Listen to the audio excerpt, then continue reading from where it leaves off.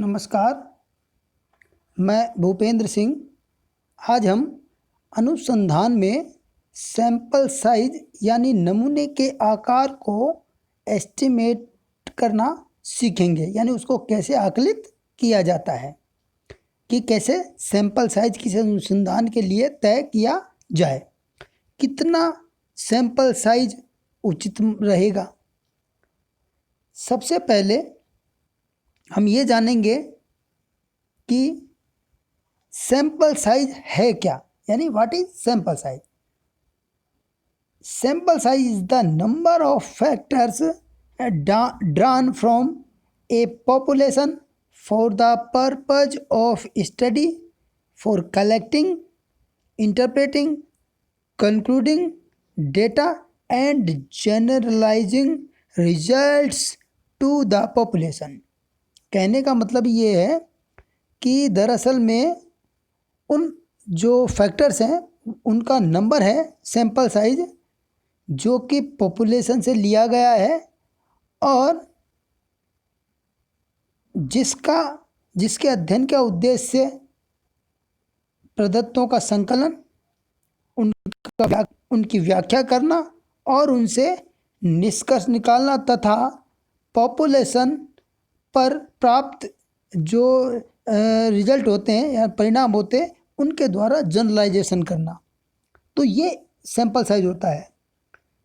दूसरी तरफ इज़राइल ने इसे परिभाषित करते हुए कहा है कि sample size refers to a number of factors including the purpose of the study, यानी फैक्टर्स का वह नंबर है जो कि अध्ययन के उद्देश्य को शामिल करता है।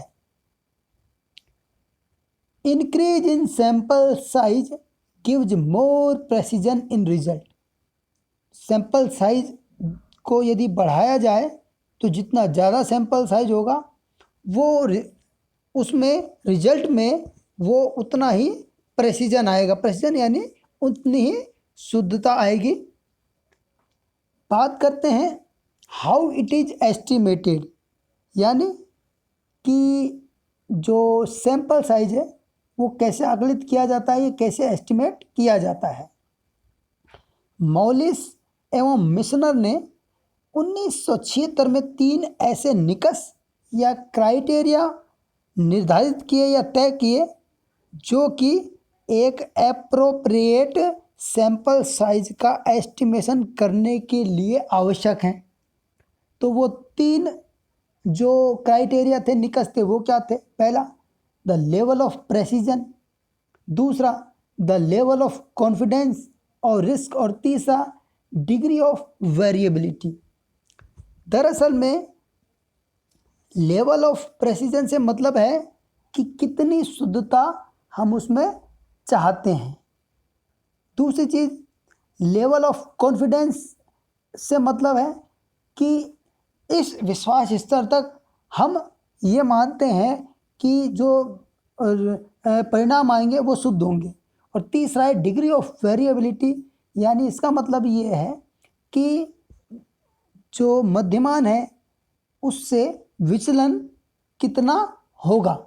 तो ये 3 चीज़ें या इसको दरअसल में ये 50% से ज़्यादा नहीं हो सकती है। यानी एक तरह से मान लिया जाए डिग्री ऑफ वेरिएबिलिटी क्या है, ये एक तरह से प्रोबेबिलिटी ही है। और लेवल ऑफ प्रेसिजन दरअसल में ये मार्जिन ऑफ एरर भी इसको कह सकते हैं।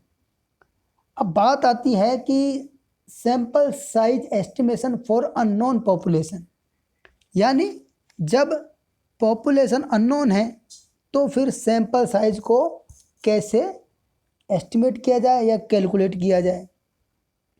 For estimating the minimum sample size for unknown population, proportion of the population is estimated. कहने का मतलब ये है कि जब पॉपुलेशन अननोन हो तो उसमें पॉपुलेशन का एक प्रोपोर्शन एस्टिमेट कर लिया जाता है। The formula for estimation of proportion of the population, यानी जो जनसंख्या ये समग्र है उसका एक भाग या प्रोपोर्शन जो एस्टिमेट करने के लिए कोचरन ने अपनी एक बुक लिखी थी 1963 में, जिसका नाम था सैम्पलिंग टेक्निक्स। उसमें एक फॉर्मूला दिया था, जो फॉर्मूला नीचे लिखा हुआ है, N0 बराबर Z² into P bracket start 1 minus P bracket close upon E²। यहाँ पर प्रत्येक चीज़ का अपना एक अर्थ है।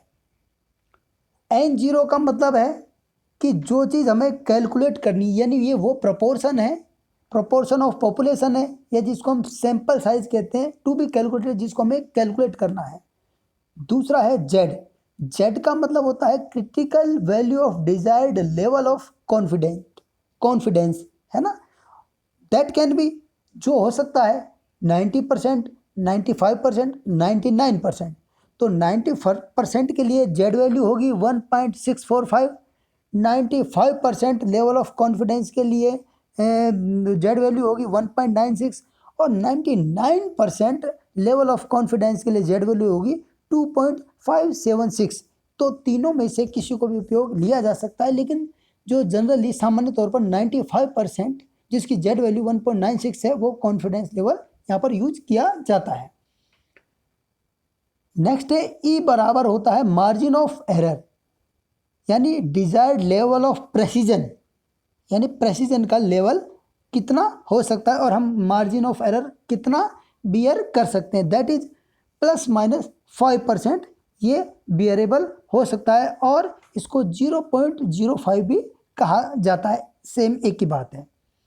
तीसरा चीज़ है P वैल्यू, P बराबर maximum probability of variation in distribution, यानी मैक्सिमम वेरिएशन में, डिस्ट्रीब्यूशन के वेरिएशन में मैक्सिमम प्रोबेबिलिटी कितनी हो सकती है।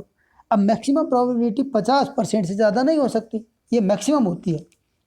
तो यहाँ पर यूज क्या किया जाएगा, Z की क्रिटिकल वैल्यू 95% के कॉन्फिडेंस लेवल पर Z वैल्यू 1.96, दूसरा मार्जिन ऑफ एरर ±5% यानी 0.05, और P जो बोलते हैं maximum probability of variation in distribution, ये होगा 50% जो मैक्सिमम। तो इन तीनों वैल्यूज़ को यूज करेंगे तो हम प्रोपोर्शन कैलकुलेट करेंगे। Put the above values in the formula, इन सारी वैल्यूज़ को जब फॉर्मूले में रखते हैं तो आप देखते हैं 1N0 इक्वल टू 1.96 का whole square into 0.5 bracket start 1 minus 0.5 bracket close upon 0.05 का होल स्क्वायर बराबर 384.16। ये हमारा सैंपल साइज, या कहने का मतलब प्रोपोर्शन फ्रॉम अननोन पॉपुलेशन से ये हमें प्रोपोर्शन प्राप्त हो गया है, यानी पॉपुलेशन हमारी अननोन थी तो ये प्रोपोर्शन है। तो दरअसल में सैंपल ना कह के प्रोपोर्शन कहा जाता है। सामान्य लेमैन की भाषा में इसको सैंपल साइज ही मानते हैं, लेकिन होता ये क्या है, प्रोपोर्शन होता है अननोन पॉपुलेशन का। तो इसका मतलब ये है कि राउंड ऑफ करें तो 384 का जो सैंपल है वो उचित रहता है अननोन पॉपुलेशन के लिए। अब लेकिन ये बात यहाँ पे समाप्त नहीं होती। जब प्रॉब्लम ये होती है कि अब सैंपल साइज एस्टिमेट करना है जब पॉपुलेशन नॉन है, यानी अब हमें पता है कि हमारी पॉपुलेशन 5,000 है, 6,000 है, 2 करोड़, 6 करोड़ है, तो फिर क्या होगा कि तब हमें सैंपल साइज कैसे एस्टिमेट किया जाता है। Then first calculate the proportion.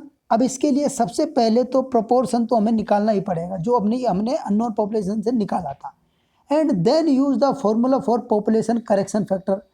अब चूंकि प्रोपोर्शन क्या है कि हमारा एक सैंपल साइज नहीं होता है, वो एक प्रोपोर्शन ही होता है, लेकिन जब चूंकि हमें पॉपुलेशन एग्जैक्ट पता है तो फिर हम पॉपुलेशन करेक्शन फैक्टर का यहाँ पर यूज लेते हैं। तो to calculate the exact sample size और population correction factor the formula is given as equal n equal to N0 into n upon N0 plus bracket start n minus 1 bracket close. Here यहाँ पर n का मतलब है sample size of non population, यानी जो non population है उसका sample size है ना। दूसरा जो कि हमें एस्टिमेट करना है, अभी ये n sample size of non population, यानी ये अभी एस्टिमेट करना है, यहाँ क्वेश्चन मार्क है। N0 बराबर है प्रोपोर्शन ऑफ अननोन पॉपुलेशन, जो कि अभी हमने पीछे ज्ञात किया है। तीसरा है कैपिटल N बराबर नॉन पॉपुलेशन साइज, यानी हमें पॉपुलेशन का पता है कि हमारी पॉपुलेशन ये है। तो कहने का मतलब ये यहाँ पर n है वो sample size of non population, ये हमें ज्ञात करना है। n0 और कैपिटल N हमें पता है, तो चूँकि n0 हमने अभी प्रोपोर्शन निकाल ही लिया है और n नॉन पॉपुलेशन है जो कि हमें ज्ञात है, तो उसका सैंपल साइज ज्ञात करना है। तो इसके लिए if our population size is 67,834 यानी 67,834 लोगों की मान लो हमारी कोई पॉपुलेशन है, तो अब हम कैसे करें, क्योंकि पहले तो प्रोपोर्शन तो हम निकाल चुके हैं क्योंकि अननोन पॉपुलेशन था, लेकिन अब यहाँ पॉपुलेशन नॉन है। 67,834 कैंडिडेट हैं या ये हमारा पॉपुलेशन है या इतने लोग हैं। तो इसमें से क्या हम सैंपल यूज लेंगे, तो n इक्वल टू वैल्यू हम रख देंगे 384 into 67834 upon 384 plus bracket start 67834 minus 1 bracket close बराबर ये जो वैल्यू आई है 384 इंटू 67834 अपॉन 384 प्लस 67833। तो जब हम इसको कैलकुलेट करते हैं तो ओवरऑल हमें रिजल्ट प्राप्त होता है 381.84। अब इसको राउंड ऑफ करते हैं तो 382 का सैंपल हमारे लिए फाइनल सैंपल होगा, जो कि हमारी 67,834 की पॉपुलेशन के लिए उचित रहेगा। ये एक्चुअल में मिनिमम सैंपल साइज होती है। इससे कम का सैंपल यदि हम लेंगे तो हम अपने रिसर्च के साथ हम या तो बाइस दें और हम लोग रिसर्च के साथ बेईमानी कर रहे हैं या हमने रिसर्च एथिक्स को तोड़ा है। तो कहने का मतलब है 382 से ऊपर आप 383 ले सकते हैं, 400 ले सकते हैं, 500 वो आपके ऊपर है, लेकिन मिनिमम 382 तो सैंपल साइज इसके लिए होगा ही। तो इसी के साथ मैं समझता हूँ आप लोग नॉन और अननोन पॉपुलेशन से सैंपल साइज और प्रोपोर्शन जो एस्टिमेट करना सीख गए होंगे। तो ध्यान रखें, जब भी पॉपुलेशन अननोन है तो हमेशा प्रोपोर्शन निकाला जाता है, एस्टिमेट किया जाता है, और जब पॉपुलेशन हमारी नॉन है तो सैंपल साइज निकाली जाती है। इसी के साथ धन्यवाद।